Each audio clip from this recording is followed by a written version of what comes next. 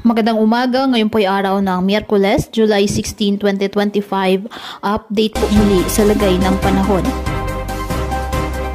Malawak na potensyal na bagyong tatawaging Krising nagbabantang tahakin ang Hilagang Luzon.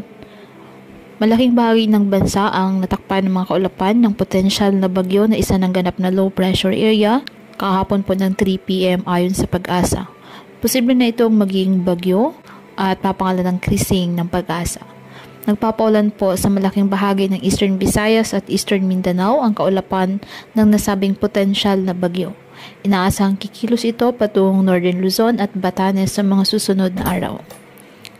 Asahan na ang paglakas ng habagat simula Huwebes o Biyernes sa kanlurang bahagi ng bansa, kabilang ang Mimaropa, Western Visayas, Metro Manila, Central Luzon at Ilocos Region. Patuloy po na maging handa sa banta ng mga biglaang pagbaha at pag-uho ng lupa at palaging umantabay sa iba pa nating weather updates at sa updates po ng Pag-asa hinggil sa lagay ng panahon.